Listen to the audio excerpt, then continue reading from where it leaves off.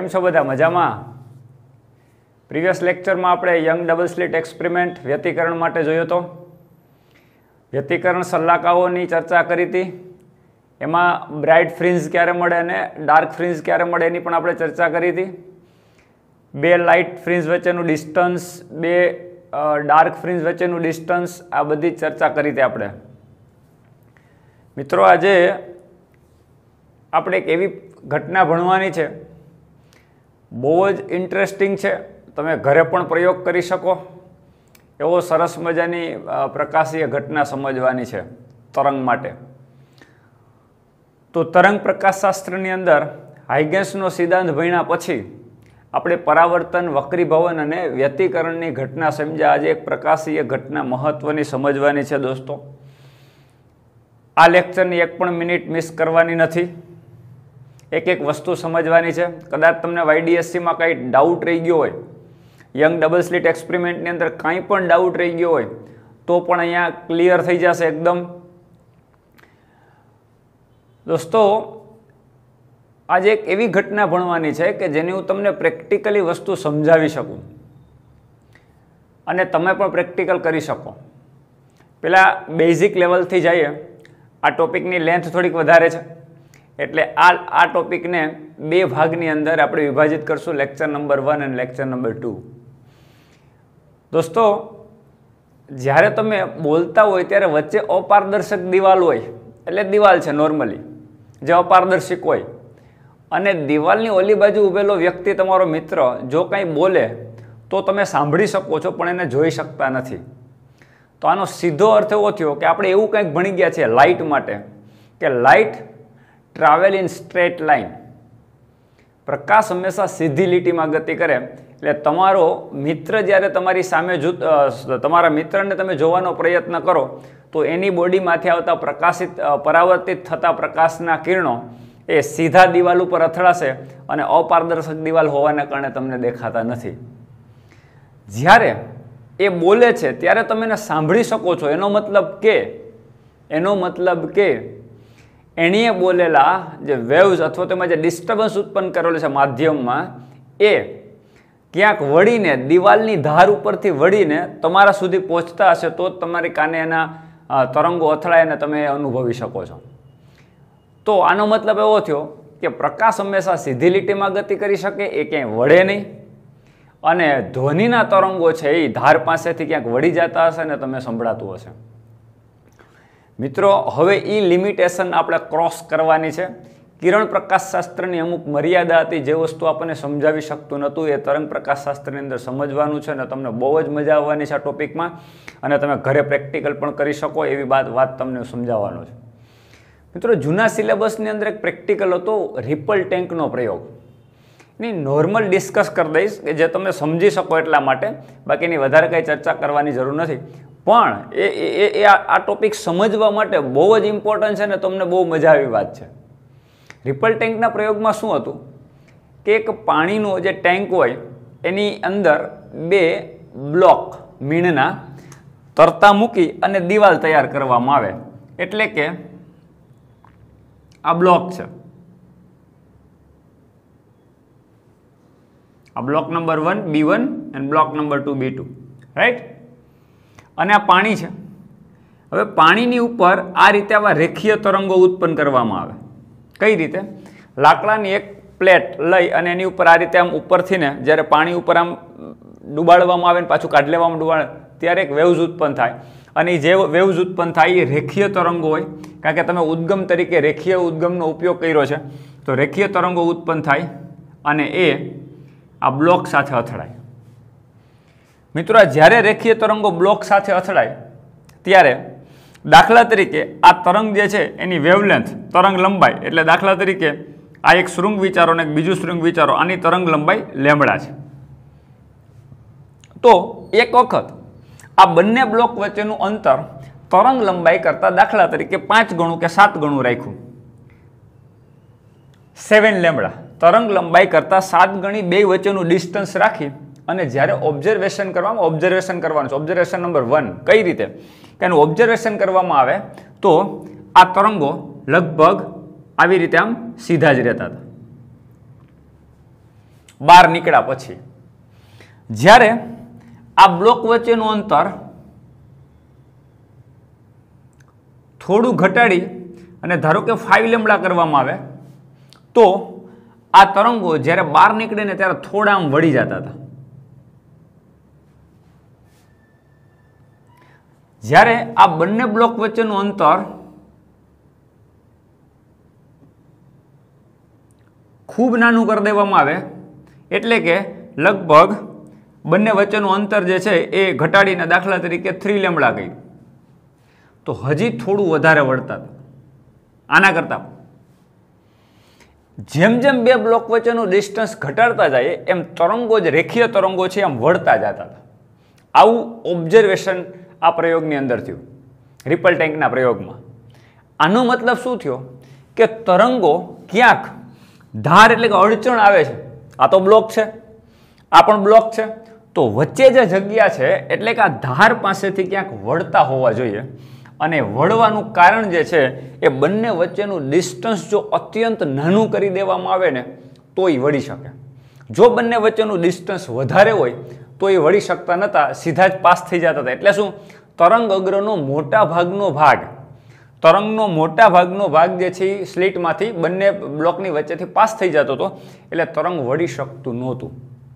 જ્યારે બંને વચ્ચેનું અંતર ઘટાડવામાં આવે ત્યારે તરંગનો મર્યાદિત ભાગ જ એમાંથી પસાર થતો હતો, એટલે આ તરંગ શું થતું હતું? એમ વળી જતું હતું.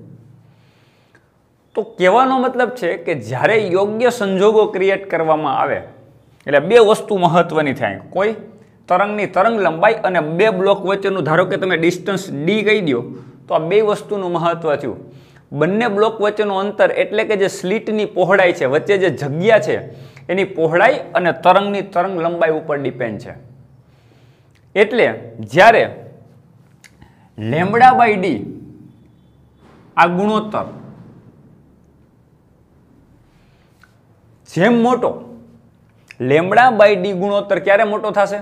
તરંગની તરંગ લંબાઈ મોટી હોય પણ ડી અત્યંત નાનો હોય ત્યારે આ ગુણોત્તર મોટો થતો જાય.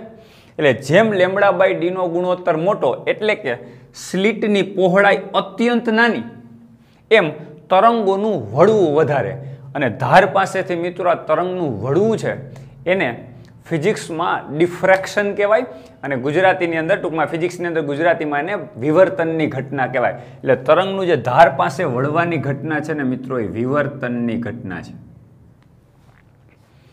હજી તો આની અંદર ઘણું બધું ડીપમાં સમજવાની છે આ વાત. આ તો તમને બેઝિક ખ્યાલ આપું છું. આના કદાચ એક્સપાન્ડ કરી અને આના 3 એવા લેક્ચર લઈએ મિત્રો મોટા, તો પણ આની વાતો જે છે ઓછી પડે એવી ઘટના છે. તો મિત્રો સમજો, હું તમને અત્યારે બેઝિક નોલેજ આપું છું કે તમને કેવી ઘટના તમને તરંગોની અંદર જોવા મળતી હોય છે. એમાંની આ એક ઘટના જે છે વિવર્તનની ઘટના, કે જ્યારે ધાર પાસેથી અપારદર્શક વસ્તુ છે આ, તો એની ધાર પાસેથી તરંગ વળે છે.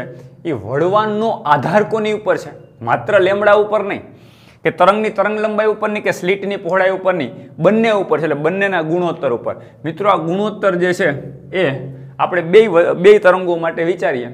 ધારો કે સાઉન્ડ વેવ માટે વિચારીએ, સમજો, સાઉન્ડ માટે વિચારીએ તો અત્યારે એક રૂમ છે, એનું બારણું છે, એ બારણાની જે પહોળાઈ હોય એ એપ્રોક્સિમેટ આપણે વિચાર લઈએ ને, ચલો 1 મીટરની આસપાસ એપ્રોક્સિમેટ ગણીએ કે એક બારણું છે એની પહોળાઈ 1 મીટર છે, રાઈટ? એટલે 1 મીટરની પહોળાઈનું બારણું છે. એટલે એ આપણું બારણું, એટલે કે આ બારણું થયું, આ એની ધાર થઈ, તો ધારથી ધાર વચ્ચેનું અંતર જે છે એ 1 મીટર છે, રાઈટ?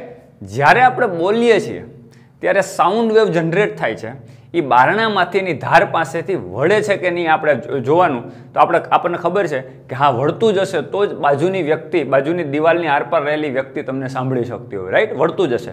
તો શું કામ વળે? તો કે બારણાની જે પહોળાઈ છે 1 મીટર છે, રાઈટ?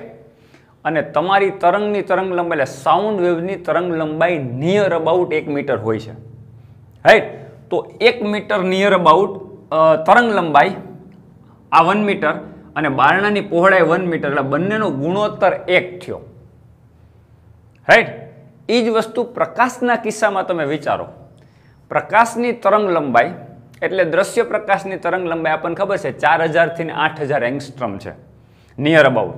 તો તમે ધારો કે કોઈ એક વેલ્યુ લઈ લે એની ઇન બિટવીન, તો તરંગ લંબાઈ 4000 એંગસ્ટ્રોમ અથવા તો 8000 ગુણ્યા 10⁻10 મીટર લેમ્બડા પ્રકાશની તરંગ લંબાઈ, અને બારણાની પહોળાઈ 1 મીટર, રાઈટ. તો આ ગુણોત્તર તમે જો, આ બંનેનો ગુણોત્તર 4000 × 10⁻10, એટલે તમે વિચારો 4 × આ 3 0 કાઢી નાખશે તો 4 × 10⁻7 મીટર થશે.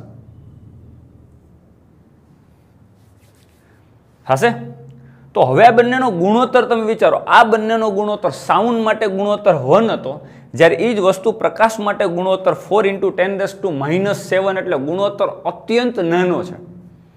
તો મિત્રો જ્યારે λ/d નો ગુણોત્તર મોટો હોય ત્યારે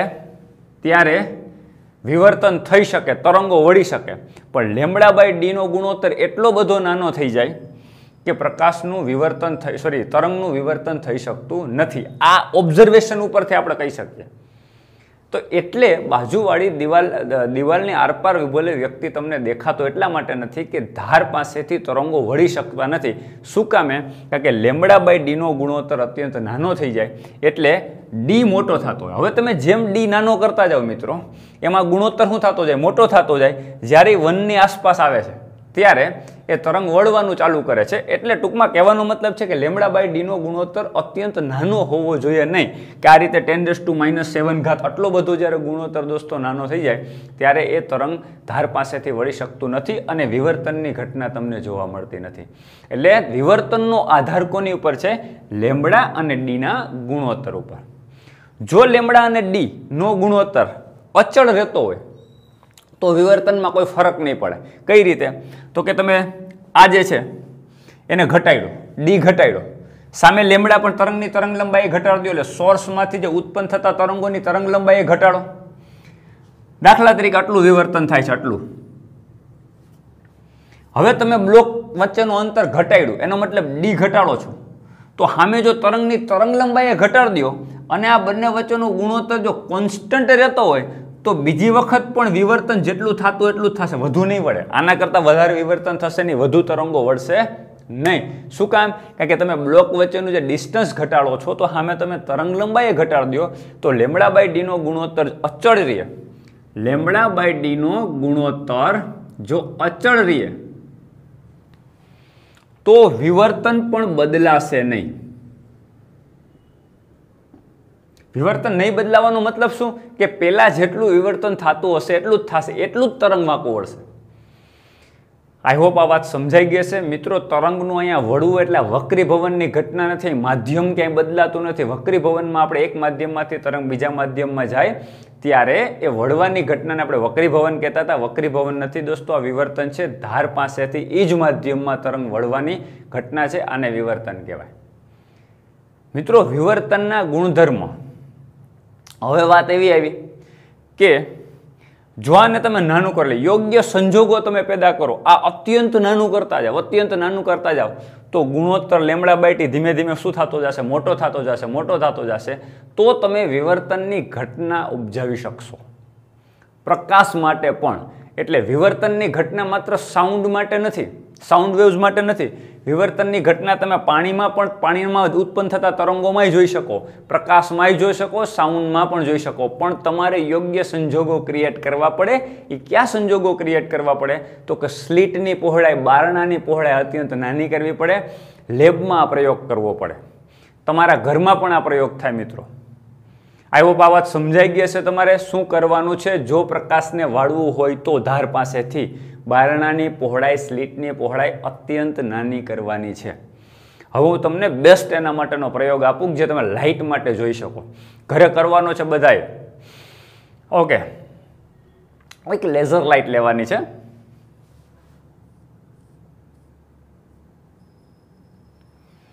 એક લેસર લાઇટ લેવાની છે અને લેસર લાઇટમાં તમને ખબર છે આવું એક પાતળું બીમ મળે, રાઈટ?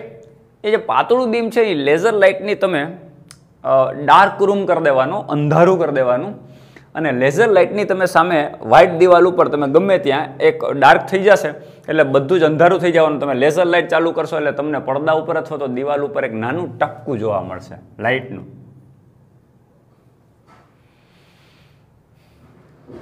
રાઈટ મિત્રો, હવે તમારે બ્લેડ લેવાની છે, સિંગલ બ્લેડ લેવાની છે. Blade ready. એ બ્લેડની ધાર, આ બ્લેડ છે, બ્લેડની ધારની એક્ઝેક્ટ ઉપર એટલે ધારને ટચ થઈને બીમ જાય, ધારને ટચ થઈને જ્યારે બીમ જાય, આ બીમ છે, આ તમારી બ્લેડની ધાર છે, આ બ્લેડની ધાર છે. એ ધાર પાસેથી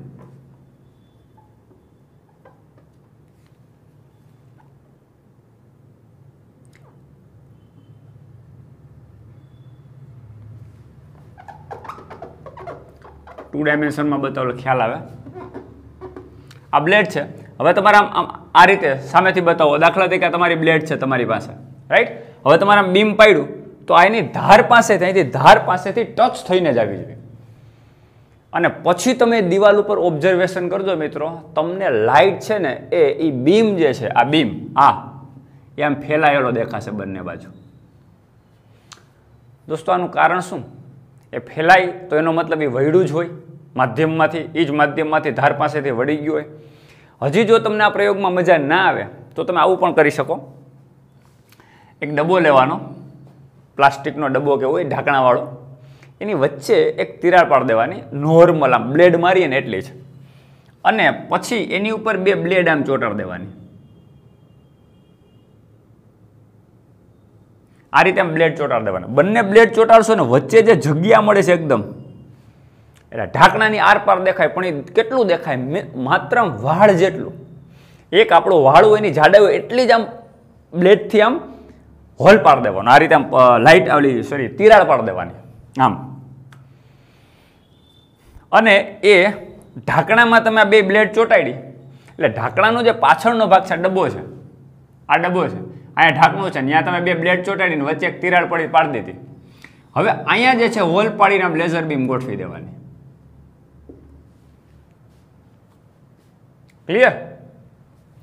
લેઝર લાઇટ આ તિરાડમાંથી પાસ થાય એટલે આમાંથી પાસ થાય,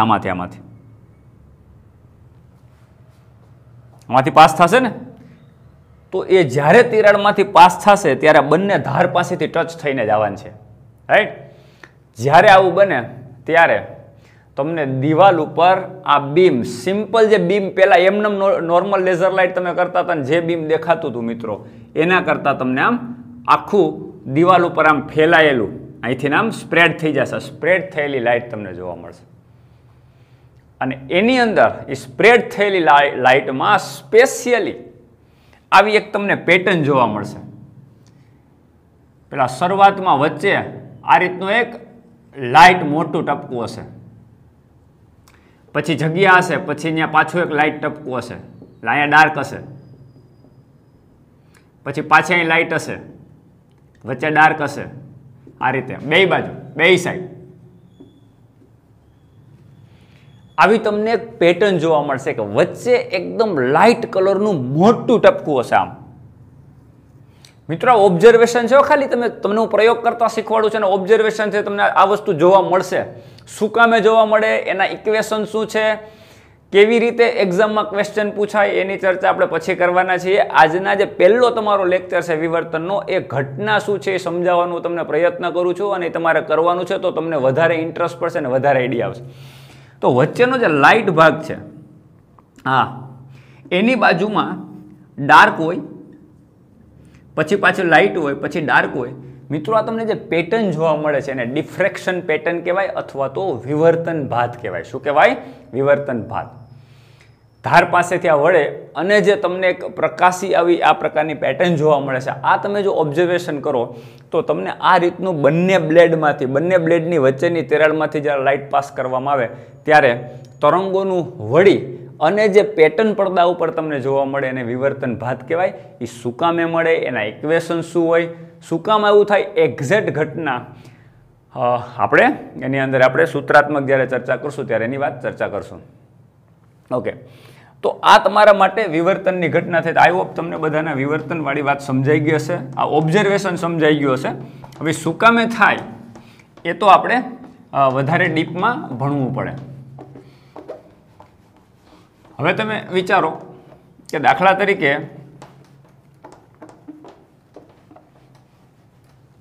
આવું કંઈક આપણે ગોઠવણી કરીએ.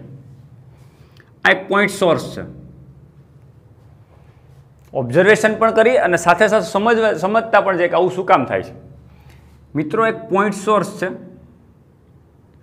અને એમાંથી આ રીતના પ્રકાશના કિરણો બહાર આવે છે. એટલે આ રીતે આને આપણે ગોળાકાર તરંગ અગ્ર કહેશું. આઇગેન્સનો સિદ્ધાંત યાદ કરો. તરંગ અગ્રનો દરેક ભાગ, દરેક બિંદુ ગૌણ ઉદ્ગમ તરીકે વર્તી અને પોતાનામાંથી ગોળાકાર તરંગોનું ઉત્સર્જન કરે અને એને પરિસ્પર્શતું કાલ્પનિક પૃષ્ઠ જે તૈયાર થાય એ નવું તરંગ અગ્રનું તમારું સ્થાન ને સ્વરૂપ નક્કી કરે. તો દોસ્તો, આ નવું તરંગ અગ્ર માધ્યમમાં આગળ વધતું હોય, આ પોઈન્ટ સોર્સ છે. તો હવે વિચારો કે કોઈ પણ આવો પોઈન્ટ સોર્સ હોય, એમાંથી આવતું પ્રકાશના જે પણ કિરણો હોય, હવે હું એક સામે હાર્ડબોર્ડ રાખી દઉં અને એમાં એક હોલ પાડી દઉં નાનો, અને આમાંથી લાઇટ જાય છે.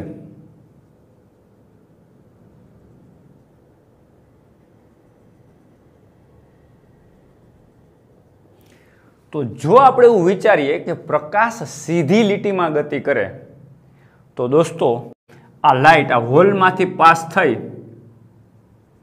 અને આમ સીધે સીધી જવી જોઈએ, સીધે સીધી આ રીતે જવી જોઈએ. ક્લિયર? અને જો અહીંયા બીજું એક કાર્ડબોર્ડ રાખવામાં આવે અને એની ઉપર ઓબ્ઝર્વેશન કરવામાં આવે મિત્રો, તો અહીંયા તમને એક આવું જે તમે હોલ પાડેલો છે એ સાઈઝનું અહીંયા તમને બ્રાઇટ ટપકું દેખાવું જોઈએ. અને બાકીનો ભાગ જે છે, આ ભાગ છે, એ તમને ડાર્ક રિજિયન દેખાવું જોઈએ, અંધારિયો વિસ્તાર થઈ જવો જોઈએ. એટલે કે તમે એક નાનું અમથું ઝીણું ટપકું જેટલો હોલ પાડી અને એમાંથી લાઇટ લેસર બીમ એન્ટર કરો મિત્રો, તો આજુબાજુનો વિસ્તાર ડાર્ક રિજન હોવો જોઈએ ને વચ્ચેનો ભાગ જે છે તમારો બ્રાઇટ થઈ જવો જોઈએ, કારણ કે પ્રકાશ હંમેશા સીધી લીટીમાં ગતિ કરે છે. આ વાત આપણે માનીએ છીએ કિરણ પ્રકાશ શાસ્ત્રની મર્યાદા મુજબ. મિત્રો, તરંગ પ્રકાશ શાસ્ત્ર એવું કહે છે કે λ/d નો ગુણોત્તર, એટલે કે ડી અત્યંત નાનો કરતા જાઓ, એટલે કે λ/d નો ગુણોત્તર તમે જેમ મોટો કરતા જાઓ એમ તરંગનું વિવર્તન થતું જાય. અને જે વિવર્તન થાય છે એ વિવર્તનની ઘટના જો થતી હોય તો એક પેટર્ન મેં તમને કીધું, ઓબ્ઝર્વેશન કરો ને, શું કામ મળી પછી જોશું. જો તમે આનું ઓબ્ઝર્વેશન કરશો તો મિત્રો અહીં વચ્ચે બ્રાઇટ અને બાકીનો ડાર્ક રિજન આવું મળશે નહીં. જો કિરણ પ્રકાશ શાસ્ત્રની મર્યાદામાં રહીએ તો આ વાત સાચી છે કે આવું મળે. પણ હવે આપણે હમણાં રિપલ ટેન્કના પ્રયોગની જે ચર્ચા કરી, પાણીમાં ઉત્પન્ન થતા તરંગો જે વળે λ/d ના ગુણોત્તરથી, તો એનો મતલબ રેખીય તરંગ હોય તો આમ વળે. એમ અહીંયા તમારું જે આ બિંદુવત ઉદ્ગમ છે, બધી બાજુ તરંગો વિસ્તરે છે આમ, રાઈટ? તો બધી બાજુ તરંગો જો વળતા હોય ધાર પાસેથી, આ ધાર છે, અહીંથી વળે, અહીંથી વળે, અહીંથી વળે, અહીંથી આ ધાર પાસેથી વળતા હોય, તો તરંગની આવી એક પેટર્ન જોવા મળતી હોવી જોઈએ. વચ્ચે બ્રાઇટ, પછી ડાર્ક, પછી પાછી બ્રાઇટ, પછી પાછી ડાર્ક, આ રીતની રિંગ જોવા મળે કે વળી જાય છે તરંગ પાસેથી, સોરી ધાર પાસેથી, વિવર્તનની ઘટના બને. અને જો વિવર્તનની ઘટના બનતી હોય મિત્રો, તો તમને વચ્ચે જે પેટર્ન મળે બ્રાઇટ, પછી ડાર્ક, પછી બ્રાઇટ, પછી ડાર્ક, પછી બ્રાઇટ, એટલે આ છે બ્રાઇટ છે. ચલો આપણે બ્રાઇટ જે છે ને એને આવી રીતે વ્હાઇટ કહી દઈએ, બરાબર? પછી આ ડાર્ક, પછી આ બ્રાઇટ, પછી પાછું આ ડાર્ક, પછી પાછું બ્રાઇટ. આ રીતને તમને હાર્ડબોર્ડમાં પેટર્ન જોવા મળે. મિત્રો આને ન્યૂટન રિંગ્સ કહેવાય.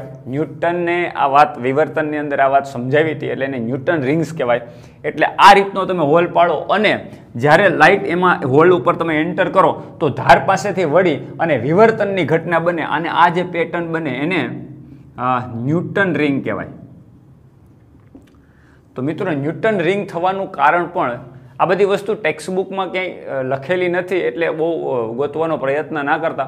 હું તમને ખાલી સમજાવવાનો પ્રયત્ન કરું છું કે ધાર પાસેથી આ વળવાની ઘટના જે વિવર્તન છે તો જેવી રીતે રેખીય તરંગોનું વિવર્તન થઈ અને મેં તમને કીધું કે બ્લેડ જે છે બ્લેડ એ તમે રેખીય ઉદ્ગમ તરીકે છે તો તમને ઓલી સલાકાઓ મળે. એ જ રીતે અહીંયા તમને રિંગ જે છે બિંદુવત ઉદ્ગમ જે છે એમાં વચ્ચે હોલ પાડો તો હોલની આસપાસ જે ધાર છે એને કારણે તરંગ બધી બાજુ વળે અને આવી ગોળાકાર રિંગ બને. એમાં વચ્ચે બ્રાઇટ પછી ડાર્ક પછી બ્રાઇટ પછી આવું તમને જોવા મળશે મિત્રો. આને ન્યૂટન રિંગ કહેવાય ને. ન્યૂટન રિંગ બનવાનું કારણ વિવર્તનની ઘટના છે. હજી સમજો મેં એ સમજાવ્યું જ નથી કે આવું શું કામ બને છે. હા, ધાર પાસેથી વળવાને કારણે વિવર્તનની ઘટના બને પણ આવી bright and light fringes bright and dark fringes શું કામ મળે અને ફ્રિન્જ મળવાનું કારણ શું છે? બે ફ્રિન્જીસ વચ્ચેનું ડિસ્ટન્સ શું છે? પહેલી અને બીજી વચ્ચે ડિસ્ટન્સ શું હોય? આપણે જે YDSC ભણી ગયા વ્યતિકરણની ઘટના યંગના ડબલ સ્લિટ પ્રયોગની અંદર એમાં જે સલાકાઓ મળતી હતી લાઇટ એન્ડ બ્રાઇટ એના કરતાં કંઈ જુદી પડે છે કે નહીં અને જુદી પડે તો શું કામ એની આપણે ચર્ચા કરી નથી. આ તો જસ્ટ ઓબ્ઝર્વેશન છે કે તમે આવું ઓબ્ઝર્વ કરો તો તમને આ પ્રકારનું દેખાય. હવે આપણે YDSC પણ લઈએ, યંગનો ડબલ સ્લિટ પ્રયોગ પણ જોઈએ અને સિંગલ સ્લિટ પણ જોઈએ કે સિંગલ સ્લિટ આ વચ્ચે મેં તમને કીધું કે વચ્ચે જગ્યા રાખો અને વળવાની જે ઘટના છે એ સિંગલ સ્લિટ થઈ ગઈ. અને YDSCમાં બે ઉદ્ગમ હતા S1 અને S2 અને એ વ્યતિકરણની ઘટનાને કારણે આપણને વ્યતિકરણ સલાકાઓ જોવા મળતી હતી. તો વ્યતિકરણ સલાકા અને વિવર્તન સલાકા વચ્ચે શું ડિફરન્સ હોય અને YDSCમાં કેમ આવું બનતું હતું અને આમાં કેમ આવું બને એ ડિફરન્સ પણ આપણે જોવાનો પ્રયત્ન કરીએ. દોસ્તો હવે YDSCમાં શું હતું? આપણી પાસે બે સોર્સ હતા, source S1 and source S2. હવે એ સોર્સ એટલે ખરેખર શું હતું? આમ તો યાદ કરો, એક તમે એક ઉદ્ગમ રાખતા હતા ને એની અંદર વચ્ચે એક આવી તિરાડ પાડતા હતા, આમાંથી લાઇટ એન્ટર થતી હતી. તો ત્યાં પણ કંઈક વિવર્તનની ઘટના બનતી હતી કે ધાર પાસેથી વળી અને બંને ઉદ્ગમ પછી અહીં આપણને બે આ રીતની સ્લીટ પાડેલી હતી અને પછી એમાંથી તરંગોનું ઉત્સર્જન થઈને અહીં તમને પડદા ઉપર સલાકા મળતી હતી. યાદ હોય તો તમે વિચારો કે એક હાર્ડબોર્ડ રાખવાનું યંગ ડબલ સ્લિટ પ્રયોગમાં એક ઉદ્ગમ પછી એ ધારમાંથી લાઇટ પાસ કરવાની પછી પાછી સામે બે ઉદ્ગમ મીન્સ કે બે પાતળી પેલી તિરાડ પાડેલી હતી અને એ તિરાડમાંથી જ્યારે તરંગો ઉત્પન્ન થાય એ તરંગો બે સુસબદ્ધ ઉદ્ગમ તરીકે વર્તે અને સામેના પડદા ઉપર વ્યતિકરણ સલાકાઓ રચાય. યાદ હોય તો એનો મતલબ આપણી પાસે બે સ્લીટ હતી S1 ને S2 એટલે ડબલ ઉદ્ગમ હતા, બે સુસબદ્ધ ઉદ્ગમ અને એને કારણે આપણને સલાકાઓ મળતી હતી. તો આ તમારી સ્ક્રીન છે, બે સોર્સ છે S1 અને S2.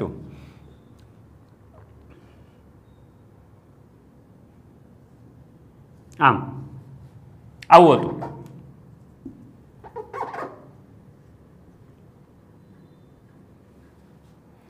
મિત્રો વિચારો કે જ્યારે આ તિરાડ છે અને આ જે તિરાડ છે અહીંથી કે લાઇટ આવે છે અને જે લાઇટ અહીંયા એન્ટર થાય છે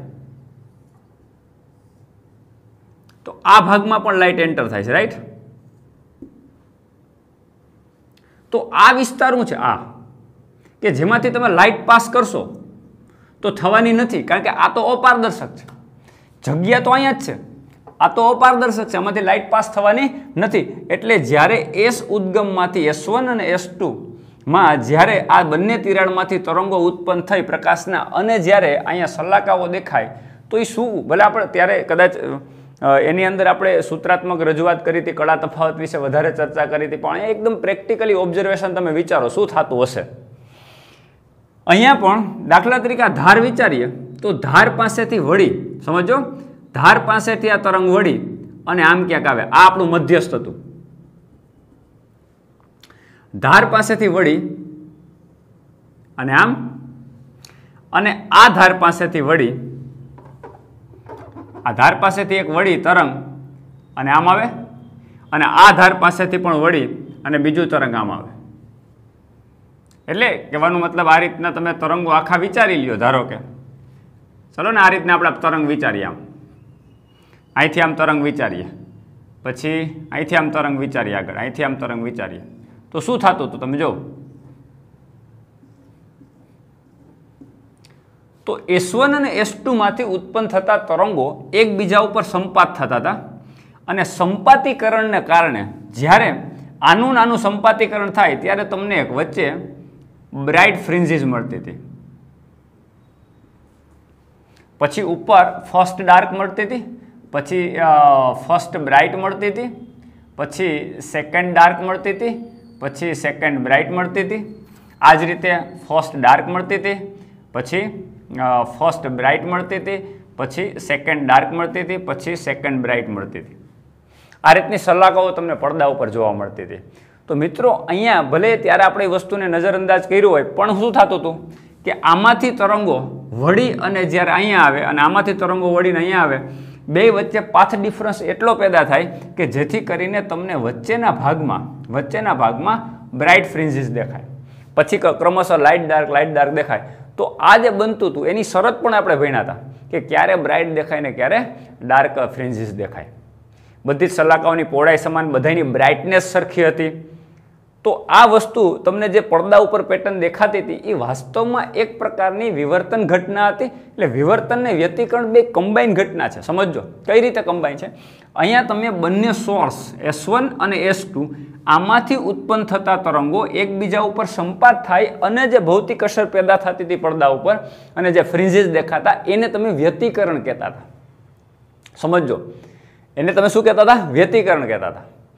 જ્યારે હવે વિવર્તનની ઘટના આપણે એવી સમજીએ, આ વિવર્તન છે, આ સિંગલ સ્લિટ છે, આ S, આમાંથી તરંગો પ્રકાશના કિરણો વિચારો અને આ તરંગ અગ્ર વિચારો. તો આ તરંગ અગ્ર,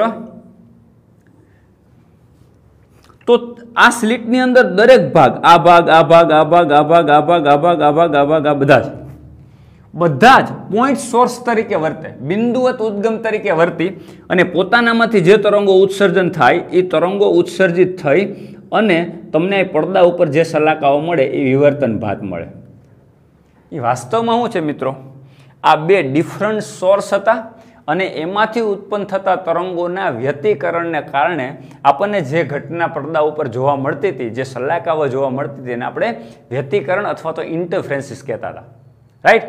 હવે વિવર્તનમાં શું છે કે જ્યારે એક તમારો સોર્સ છે અને એ જ સોર્સના ઘણા બધા ભાગ વિચારો, 1 2 3 4 5 અસંખ્ય એવા ભાગ વિચારો, એ ગૌણ ઉદ્ગમ તરીકે વર્તે અને એકબીજા ઉપર સંપાત થઈ અને અહીંયા જે સલાખાઓ રચે મિત્રો એને આપણે વિવર્તન કહીએ. તો ખરેખર વિવર્તન એક પ્રકારનું ઇન્ટરફરન્સીસ જ છે, વ્યતિકરણ જ છે, સંપાતીકરણ જ છે. પણ કોનું સંપાતીકરણ? એક જ સોર્સમાંથી જુદા જુદા ભાગના જુદા જુદા બિંદુ કે કોણ કે અસંખ્ય એવા ગૌણ ઉદ્ગમમાંથી ઉત્સર્જાતા તરંગોનું જે સંપાતીકરણ થાય એને કારણે તમને વિવર્તન પેટર્ન જોવા મળે. તો કહેવાનો મતલબ કે વ્યતિકરણ અને વિવર્તનનો જે ડિફરન્સ છે, ઘણી વખત વિવર્તનની અંદર વ્યતિકરણ જેવા શબ્દો લખેલા છે કે આની નાની વચ્ચે વ્યતિકરણ થાય અથવા તો આની વચ્ચે સંપાતીકરણ થાય, તો આપણને કન્ફ્યુઝન ક્રિએટ ન થવું જોઈએ મિત્રો. એટલે મેં તમને બેઝિક લેક્ચર જે 1 છે વિવર્તનનો, એ માત્ર તમારા નોલેજ માટે કે વિવર્તન ને વ્યતિકરણની ઘટના એકબીજા સાથે જોડાયેલી છે, પણ એની અંદર ઘણો બધો ડિફરન્સ પણ છે. એ ડિફરન્સ શું છે ને એકબીજાથી કેવી રીતે જોડાયેલી સમજવાનું છે. ઘણા શું કરે, વ્યતિકરણ ને વિવર્તનની વ્યાખ્યા એટલે શું? તો કે વ્યતિકરણ એટલે શું? બે તરંગોના સંપાતીકરણના કારણે ઘટના બને ને વ્યતિકરણ કહેવાય. વિવર્તનની વ્યાખ્યા શું? તો કે ધાર પાસેથી તરંગનું વાંકું વળવાની ઘટનાને વિવર્તન કહેવાય.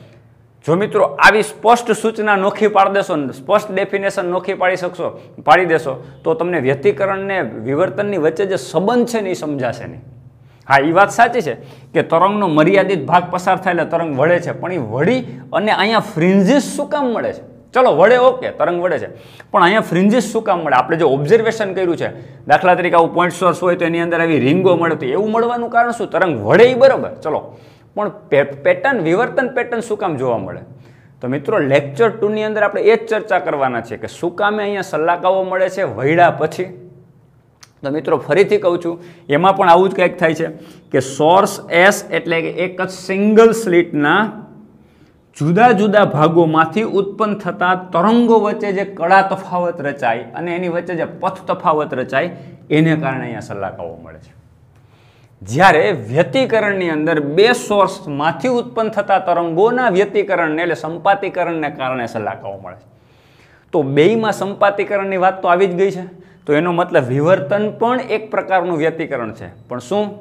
એક જ સોર્સના જુદા જુદા ભાગમાંથી ઉત્પન્ન થતા તરંગોના સંપાતીકરણને કારણે બને એ તમારું વિવર્તન થયું, રાઈટ. અને અહીંયા બે જુદા જુદા સોર્સમાંથી ઉત્પન્ન થતા તરંગોના સંપાતીકરણને કારણે થાય એ થઈ ગયું વ્યતિકરણ. તો વ્યતિકરણ અને વિવર્તન એકબીજા સાથે જોડાયેલા છે. તો આ ખાસ ધ્યાન રાખજો. તો આજે મેં તમને ડિફરન્સ અને ઓબ્ઝર્વેશન તમને કીધું છે. એટલે તમે ઓબ્ઝર્વ કર્યું કે કયા પ્રકારનું ઓબ્ઝર્વેશન પડદા ઉપર થાય, અને મેં તમને પ્રેક્ટિકલી સમજાવ્યું કે તમે જો આ રીતે બંને સ્લિટ વચ્ચેનું અંતર અત્યંત નાનું કરી અને પ્રકાશને આપાત કરો તો પણ તમે ધાર પાસેથી વાળી અને વિવર્તન પેટર્ન તમે તમારા ઘરમાં જોઈ શકો છો, ક્યાં બીજે જવાની જરૂર નથી. તો આજના લેક્ચરમાં તમને બેઝિક ફંડા ક્લિયર થઈ ગયો છે. લેક્ચર નંબર 2 ની અંદર શું કામે ફ્રિન્જીસ મળે, ફ્રિન્જીસ વચ્ચે ડિસ્ટન્સ કેટલું હોય અને શા માટે મળે, મધ્યસ્થથી પહેલી કેટલી દૂર હોય, મધ્યસ્થથી બીજી સલાહકા કેટલી દૂર હોય, આ બધા જ એના ઇક્વેશન જોવાના છે અને એનું વધારે ડીપમાં ચર્ચા કરવાની છે. આઈ હોપ આટલી વાત આપણે ક્લિયર થઈ ગઈ છે. નેક્સ્ટ લેક્ચર નંબર 2 ની અંદર હું તો એમ કહું છું કે તમે બંને લેક્ચર કન્ટિન્યુ જ જોજો, પણ આપણે સમયની મર્યાદાને ધ્યાનમાં લઈને એને 2 વિભાગની અંદર આપણે વિભાજિત કર્યા છે. એટલે લેક્ચર નંબર આજ 1 ની અંદર આટલું વિવર્તન વિશે આપણે જોયું. નેક્સ્ટ લેક્ચરની અંદર આપણે વધારે આગળ ચર્ચા કરશું.